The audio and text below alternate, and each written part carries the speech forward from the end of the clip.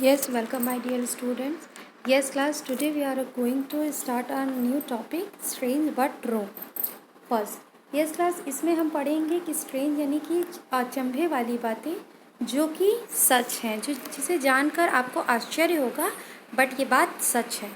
Now let us start our first point.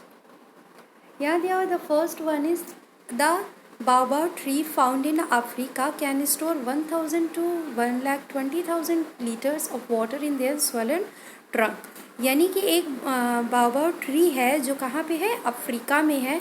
इसके अंदर इतनी कैपेसिटी है कि 1,000 से लेकर के 120,000 लीटर तक पानी वो अपने क्या कर लेता है, अपने फूली हुई सूंड में, जिसे तना कहा जाता है, उसमें ये स्टोर करके रख सकता है. इतना पानी ये अपने तने में स्टोर करके रखता है. ठीक है.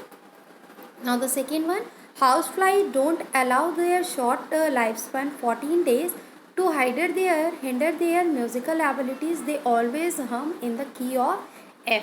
यानी कि आपको पता है जो हाउस फ्लाई होती है, मक्खी जिसे कहा जाता है, उसकी लाइफ साइकिल कितनी होती है, ओनली 14 days की होती है. तो 14 days का उनका जो लाइफ साइकिल होता है उसमें ये बिल्कुल भी किसी तरीके का एक तरह से हिंड्रेंस नहीं पैदा करते हैं. अपनी जो ये भुनभुनाने वाली जो इनकी आवाज़ होती है, ये हमेशा एक ही सुर में ये करते हैं और इसको ये चेंज नहीं करते हैं. ठीक है. Now the third one, the heaviest tree in the world is also the heaviest single organism. It is the entire forest in Utah made up of one single tree called a quaking aspen. It weighs 6 crore kg. ठीक है. यानी कि ये एक सबसे heaviest tree है पूरे world में. एक तरीके का ये सिंगल ऑर्गेनिज्म है. ये पूरे उटा के फॉरेस्ट में ये आपके है और ये क्या है, एक तरीके से ये इसका वेट इतना केजी दिया हुआ है. ये बहुत ही भारी एक तरीके का ये ट्री है, सबसे heaviest tree in the world है ये. ठीक है. Now the dogs nose print are as a unique as a human fingerprint can be used to identify them. आपको पता है जो नोज़ की ये डॉग की जो नोज़ होती है, इसका प्रिंट और जो ह्यूमन बीइंग का फिंगरप्रिंट्स होता है लगभग एक ही जैसा. हम लोग क्यों इसको आइडेंटिफाई करने के लिए यूज़ करते हैं. तो नोज़ के जो ये डॉग का जो नोज़ होता है, इससे भी हम उनको पहचानने में हेल्प मिलती है हमको. ठीक है. जिस तरीके से हम ह्यूमन बीइंग की फिंगरप्रिंट्स को हम चेक करते हैं, उस तरीके से हम डॉग्स के इस प्रिंट को हम चेक करके इनको आइडेंटिफाई करते हैं. ठीक है.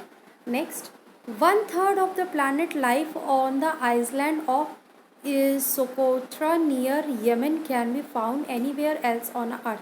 It has been described as a most alien looking place on earth. यानी कि एक तरीके से हमारे पूरे अर्थ में, ये कह लीजिए आइसलैंड में कह लीजिए, ये कितना है, ये 1/3 ये प्लांट है.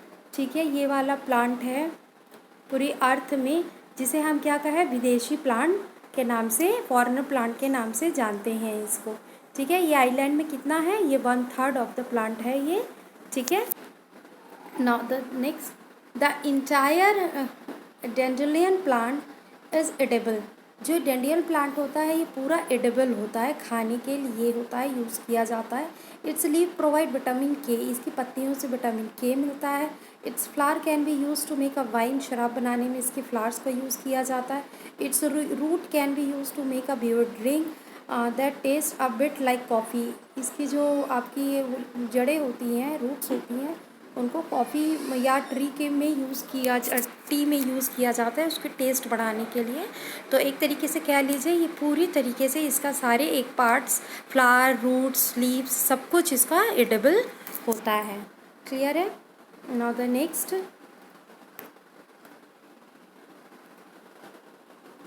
a plant with the name Salingla lepidophylla और dinosaur plant.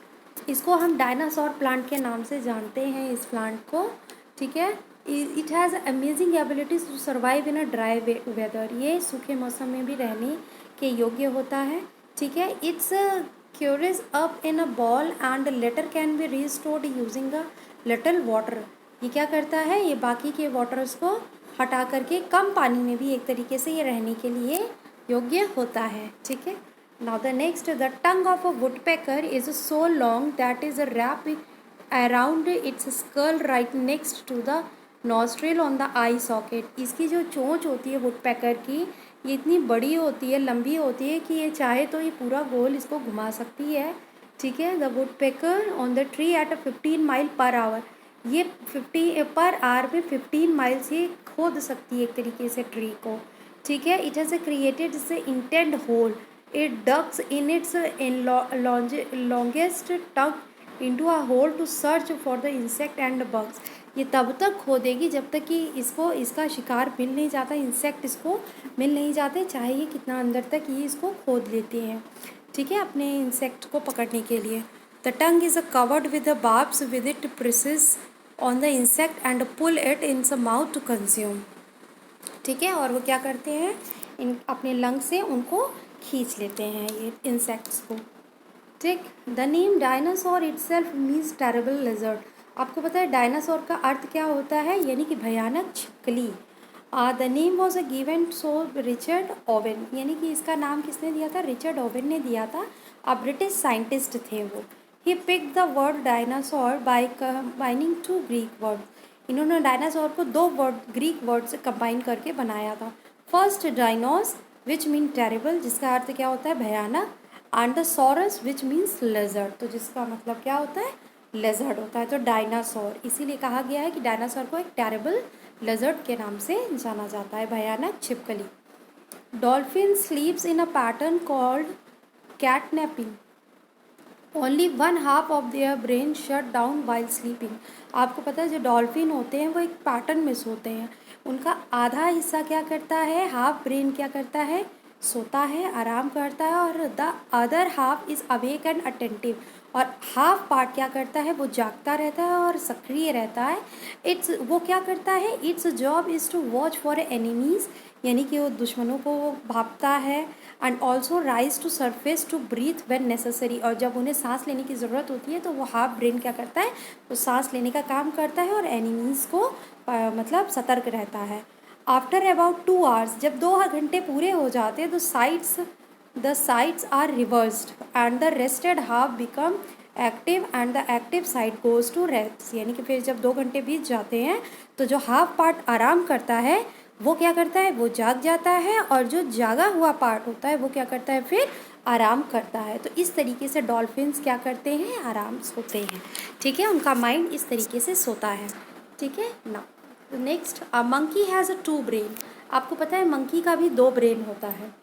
1 to control its body, एक क्या करता है, उसकी बॉडी को कंट्रोल करता है, और जो दूसरा क्या होता है, उसकी टेल को कंट्रोल करता है। ठीक है, Nearly 50% of our facilities caused by the natural disaster 2012 were due to the hydrological event like flooding.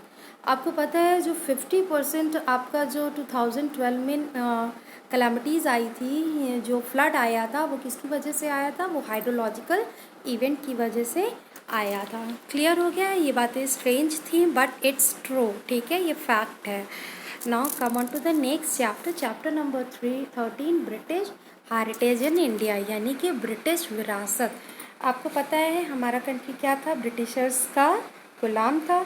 ठीक है, लेकिन जब ब्रिटिशर्स हमारी कंट्री से गए, जब इनको आज़ादी मिली हमारी कंट्री को, तो ऐसी बहुत सी विरासतें थी जो अंग्रेज़ों ने बनवाई थी हमारी कंट्री में, तो वो आज भी है, उनको विरासत की सूची में रखा गया है। ठीक है, और उसको आज भी संजो करके रखा गया है कि ताकि हमारी जनरेशन्स उनको देखें और समझें।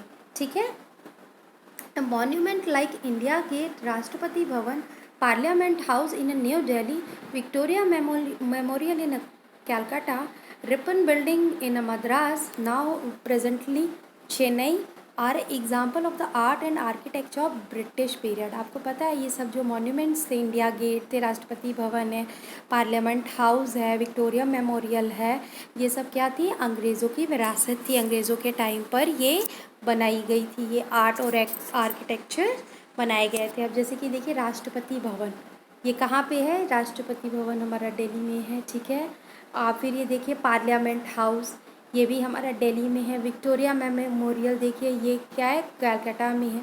ये भी एक संगमरमर से ही बना है। जैसे ताजमहल जिस संगमरमर से बना गया है, उसी संगमरमर से ही विक्टोरिया मेमोरियल को भी बनाया गया है। फिर नेक्स्ट ये देखिए रिपन बिल्डिंग। ये रिपन बिल्डिंग भी आपका कहाँ है, मद्रास में है। आज इसको हम चेन्नई के नाम से जानते हैं। फिर ये नेक्स्ट आपका इंडिया गेट है। इंडिया गेट भी आपका देखिए, ये सब क्या है, ये सब अंग्रेज़ों की बनाई हुई एक तरीके की देन है। ये अंग्रेज़ी या ब्रिटिशर्स आर्ट एंड आर्किटेक्चर है। तो आज भी ये सब है और लोग इनको जानते हैं और इनको समझते हैं, ठीक है। तो ना the India Gate was a design by Edwin Lutyens, ठीक है। It was called the All India War Memorial and was a homage to the memory of heroes of a First World War. यानी कि इसको किसने design किया था, Edwin Lutyens ने design किया था, ठीक है। और फिर यहाँ देखिए like Taj Mahal Victoria memorial is also build using मकाना मार्बल्स। यानी कि एक मकराना मार्बल है जिससे कि ताजमहल बना था, उसी से विक्टोरिया मेमोरियल भी बनाया गया था। Hope so you are understand the chapter और टॉपिक। यस क्लास, इसको आप लोगों को बुक में फिल करना है। And thank you for today class.